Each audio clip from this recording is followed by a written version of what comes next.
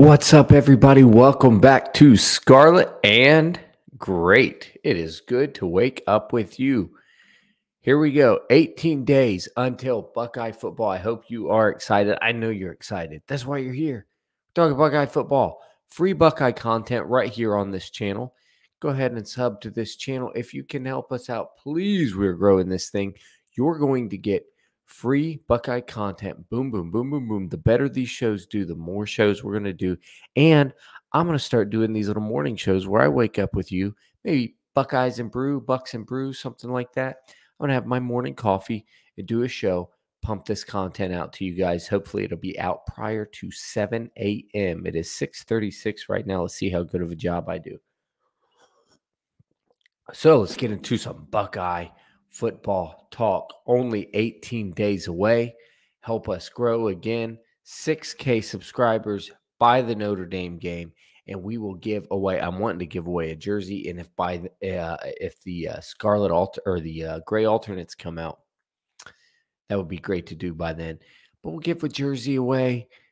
So let's boost these subs up. I think we're at 5,500 ish. So let's go. All right, guys. Snake bitten by injury again. Court Williams is out for the season. Torn ACL. Linebacker that we've had on the roster. I think this is third year now. And it's a guy that we thought, would be really effective down there in the box, kind of doing what Steel Chambers does. Look, Court is a guy, and he's riddled with injury before, so we couldn't get him on the field. Really high spark score. You remember that Nike spark score back when he was getting recruited? Those kids goes and they test, et cetera, et cetera. He did really good there. So this is an explosive athlete. And one of the things I kind of want to look at with this, you're missing a guy. I'll be honest. If there were a spot we could afford this in, this maybe this, because our two starting linebackers are solid and everybody's screaming for, I think CJ Hicks to get in there and play. Gabe Powers is still around. He hasn't got much playing time. In this system, you only have two linebackers on the field. But you always want depth. You always want these athletes. If you had four guys capable of starting and you could get some guys some rest, to do some rotations, to do some different packages based on guys' skill sets, this is a guy I think you'd like to have around. He's a fast, explosive linebacker. But these quick, twitchy athletes, man, I sometimes I just feel like a change. Personally, I've read most of Tom Brady's book. I'm a fan of that method, man, of pliability and muscle and keeping your muscles loose. You want them to be strong, but you don't want to be, wound up so tight that the muscles squeezing on everything, and then you go make a move and it pulls on that tendon. You want that muscle to be strong, but flexible and loose. I'm a big fan of that method. I don't know if Ohio State, we are getting worse and worse, it seems, on injury. Last year, Brandon Moses claims he's 43 years old. You'll have to check into that. Last year, he said it was the worst injury year he's ever seen. I mean, you look, I don't know that injury was everywhere, but where it was really, really bad. It was everywhere. What am I talking? He had like 11 running backs out. Right? Trey and Maya would just rotate weeks, and by the end of the season, we didn't really have either of them. And then we had nice guys step in, but still, we're like I'm pretty sure fifth string. I mean, no Evan Pryor, I think that was a torn ACL. Trey's Mayan hurt. Then you're looking at fourth string just to get started. So the injury bug's getting worse. And you know what we like to do at Ohio State? We like to fire people. Get on Twitter. You'll see. Find me on there at Scarlet Great JL. We like to fire people. So who are we firing today? I've heard people say that Coach Mick is getting behind. What do you think? Like this video if you want to keep Coach Mick, but comment fire if you want to let him go. It's one of those things where I'm like, man, is firing everybody is that always the answer, right? We always want to jump there. Sometimes I jump there if it's bad enough. I don't know if that's always the answer, but there is enough evidence. Like, I remember the 2020 championship game. Alabama was not known as like a bullying physical team that year. Not saying they weren't physical. I'm just saying it wasn't the Bama of old. It wasn't Trent Richardson and Derrick Henry right between your eyes, like Marshawn Lynch says over and over and over. Um, it was a team that was, kind of changing with the times. You remember Mac Jones and the plethora of talent at wide receiver there, it's slinging all over the field. We played them. Then all of a sudden, they look like this physical mauling football team. They won that game in the trenches pretty, and I'm like, man, why are they strong? They're stronger than us, and it's obvious. Um, Now that could have been, hey, we didn't get to hardly practice at all, as people say for that. Yeah, I mean, COVID, we were playing by different rules. Bama had a set of rules for COVID. Kevin Warren had a set of handcuffs for Ohio State. That's the way it went. Probably still would have lost the game, but would have made it much better on an even playing field. And you're just not. We just get pushed around. I seen that. Sometimes I watch, and then I watch Alabama and Georgia play for a championship.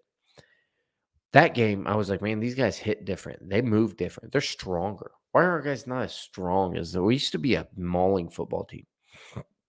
So I don't know. Are we still as strong? Then you look at all the injuries. My boy on Twitter, at Dylan Everyday, I think is his name. Dylan's a lot like me in that most of what he says, or a lot of what he says, is idiotic. I don't know if you can take him serious. I know you can't take me serious a lot of times. He believes what he says he's having a lot of fun. I like it because he's one of the few people that does what I do well enough that sometimes I wonder if he's just having fun or not. And I think he's made the point before, like, hey, why are other teams taking a more scientific approach when and it's 2023 and Mick is having people, bounce chains off their face, I think he said. I think why are we bouncing chains off people's face 2023? Hey, man, I want to get you in shape for football. All right. Eat this gravel. All right. I'm going to hook you up to a minivan. I want you to eat this gravel and then catch a bat. Listen, I'm all for it. Some of the stuff is just fun and gets the players riled up, and it's just competition. And it's just hard. It's just meant to be hard and exhausting. That's fine. You could probably get away with whatever that. But I don't know all his methods. I just know I love coffee. Ooh, I love Buckeyes. I love coffee. I love you guys. I know that we could be falling behind the times if we're not doing things right. I know other people are looking at more scientific approaches. What do you guys think? I'm interested in this conversation. There is enough evidence there for me to step back and say, look, I'm not a fire everybody guy. Mick might be the best strength coach in college football. He might actually be really behind the times. And I wouldn't know. I just know the evidence is there to make you question this. The evidence is there. If you question this, I would be like, yeah, I get it. I really don't know. If we present the question to you, hey, how do we find out if strength coach is any good? I would say, well, see if the players are in shape, if players are strong, and let's look at injury. Players usually look in shape and strong, except when they go against the very best. Last year in the trenches, it didn't look too bad against Georgia. I'll give Mick that. It didn't look that bad. Rushing was hard. Fourth string running back, fifth string running back, number one rush defense Georgia had, I think, in the country. So I get it. It was, but we didn't want CJ just running for his life the whole game. They didn't just run the ball all over us. That was for sure. So we held our own there. So let me look at it. Michigan didn't bully us. We bullied them until we just got out of gaps and missed tackles, and they just scored off huge play. Hats off to them. But it is worth looking at, right? If I say what's the symptoms of a bad strength coach, you would say, yeah, performance on the field, injury, performance on the field. Performance on the field, I think, is getting better on the strength aspect. Is injury getting worse though? I feel like it. Injury prevention. Maybe we don't fire him. Maybe OSU just keeps up with the pliability, and the stretching stuff. Look, I don't think you're going to stop injury completely forever. I just don't. I think every season you're going to have a so and so's out for the season with a torn ACL, or Cam Babb had like both of his go out, each go out twice or something crazy. I think some players just prone to it, maybe need some more attention on that. I don't know if there's enough science just to prevent it. Like, hey, you're going to train hard and maximum, be a D1 college athlete, and not tear anything when you're prone to tear things or you're prone to get injured. Plus, people are colliding with each other. If it's contact injury, people rolling on you, I don't know. There's a lot you can do besides stay flexible. But I want to know, guys, what do you think? Is OSU behind the times? Do we need a fire maker? Or do we just need to get the programming a little better? Do we need to add a little more sports science to it? Right? That's the question. I would have loved to seen Court Williams play this year. I would have loved to seen Cam Babb get on the field more. I would have loved to seen us not get bullied against Alabama. So those are all things that did happen. These are all things that we are stuck with. I don't know. Coach Mick was kind of and he had a great job in the fact that he didn't have a position group or anything. So nobody can scream fire him for anything. And he's really beloved because he likes to amp the players up. He seems he's right there as part of the program all the time. For the most part, the players are usually pretty mauling and strong, except for a few exceptions, So it makes he kind of has this insulated thing where he's this charming, endearing character. But now people are starting to say, hey, we're falling. I mean, I've seen it more than once. People are like, hey, we need a new guy, or he needs to get with the times. I think you have enough evidence there to hold his feet to the fire a little bit. I really do. I'm going to go ahead and tell you my side is we are deep enough in. We don't want to get, we don't want this to start happening to quarterbacks, wide receivers. You know what I mean? Why are the wide receivers not getting that? That's pretty well, never mind. Jackson Smith and Jigba had what looked like routine injury, maybe a couple weeks at most, and he'll never walk again. So,